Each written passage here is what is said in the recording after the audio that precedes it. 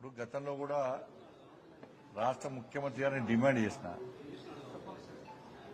మీరు సిబిఐ విచారణ కోరింది ఏంటి? ఫస్ట్ 1,00,000 కోట్ల కుంభకోణం జరిగింది, కాళేశ్వరం ప్రాజెక్టు మొత్తమే పెద్ద కుంభకోణం అని చెప్పి మా అధినాయకత్వం మేము విమర్శిస్తున్నాం.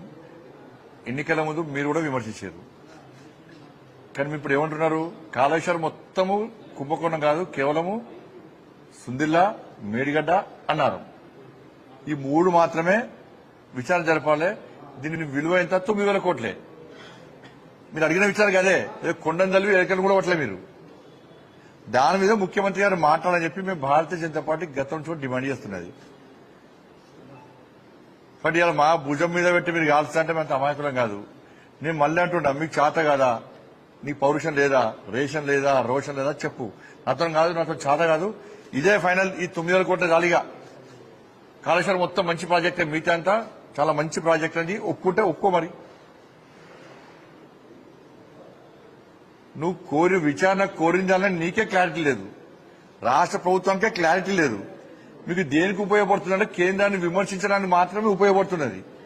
కానీ అవినీతిని బయటపెట్టడానికి ఆ నివేదిక ఏం ఉపయోగపడుతుంది వాళ్ళు చేసిన రిపోర్ట్ కూడా.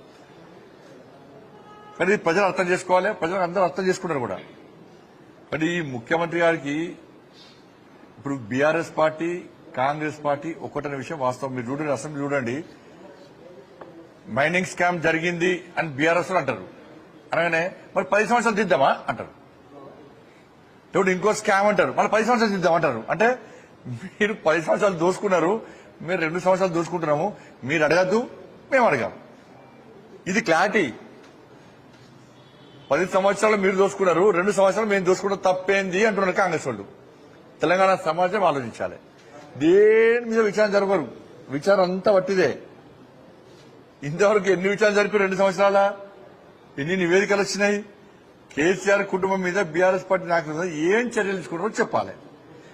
ముఖ్యమంత్రి గారికి కేటీఆర్ గారి మీద ప్రేమ ఎక్కువ. ఈ మధ్య ఎక్కడైనా కేటీఆర్ గారిని విమర్శించండి రాష్ట్ర ముఖ్యమంత్రి గారు? కాళేశ్వరం మీద ఉన్న శ్రద్ధ, కాళేశ్వరం మీద ఉన్నటువంటి శ్రద్ధ డ్రగ్స్ కేసు మీద ఎందుకు లేదు? ఈ ఫార్ములా మీద ఎందుకు లేదు? ఫామ్ హౌస్ కేసు మీద ఎందుకు లేదు? ఆ కరెంటు కొనుగోలు మీద నివేదిక వచ్చింది ఆల్రెడీ, దాని మీద ఎందుకు లేదు? మళ్ళా ముఖ్యమంత్రి గారు కేటీఆర్ గారిని సలహా ఇస్తారు. చూసారా, చాలాసార్లు సలహా ఇస్తున్నాడు. హరీష్ రావు పట్ల జాగ్రత్తగా ఉండు అంటున్నాడు. అంటే ఎంత అలర్ట్ చేస్తున్నాడు కేటీఆర్ గారిని, ఎంత కాపాడే ప్రయత్నం చేస్తున్నాడు రాష్ట్ర ముఖ్యమంత్రి గారు. హరీష్ రావు విషయంలో అలర్ట్గా ఉండు అంటున్నాడు. అంటే కేటీఆర్ గారికి ఏ విధంగా నీడ లెక్క వేరుస్తున్నాడు. ఆయనకు రక్షణ కవచం, ఈయనకు రక్షణ కవచం. ఇక కేటీఆర్ అనే వ్యక్తి బండి సంజయ్ అంటే నా మీద మారుతారు. ఇంకా మీరు ఒకటి హరీష్ రావు గారి మీద కసి, ఆ కోపము కేటీఆర్ గారి మీద ఎందుకు తగ్గింది నీకు అంటున్నా. ఈ మధ్య రాష్ట్ర ఒప్పందం జరిగిన మీ ఇద్దరి మధ్యలో విమర్శలు ఎందుకు తగ్గించినావు? ఆరోపణలు ఎందుకు తగ్గించుకున్నావు? కేసులు ఏమైనాయి? ఓ ఈ ఫార్ములా కథం, కేసు ఏమైనా కేసు ఏమైంది నీది?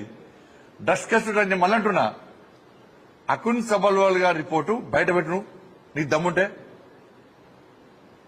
నువ్వు కేటీఆర్ ఒక్కటి కాదు అనుకుంటే అకున్ సబల్వాల్ రిపోర్ట్ బయట పెట్టు. రిపోర్ట్ ఏమైంది?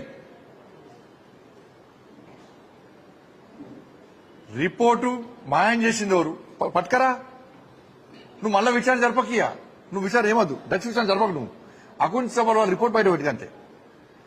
తెలుసు, రాష్ట్ర ముఖ్యమంత్రి, ఒక ముఖ్యమంత్రి స్థాయి వ్యక్తి అకున్ సబల్వాల్ రిపోర్ట్ ఏమిచ్చో తెలుసు, దాన్ని ఎవరో తెలుసు. ఆ వ్యక్తిని కాపాడే ప్రయత్నం చేస్తున్నాడు. కాబట్టి ఇద్దరు ఒకటే.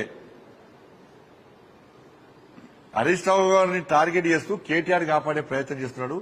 దీని ద్వారా ఏం చేస్తున్నాడంటే కేటీఆర్ ను కవితక్కని కలిపే ప్రయత్నం చేస్తున్నాడు. కానీ కవితక్క కలిసలేదు, పార్టీ అమలు చేస్తున్నాడు.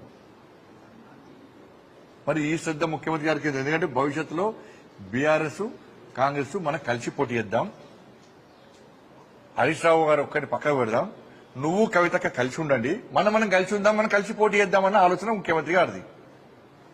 వీళ్ళు ఒక్కటై ఉంట బీజేపీ బీఆర్ఎస్ ఒకటి, బీజేపీ బీఆర్ కర్మేళ కాంప్రమైజ్ ఎవరు? మీరిద్దరే కదా. కాబట్టి వీళ్ళు ఇద్దరు కలిసి ఉంటారు. రేవంత్ రెడ్డి గారికి కేటీఆర్ గారికి మధ్య రహస్య ఒప్పందం ఏందో అందరికి తెలుసు.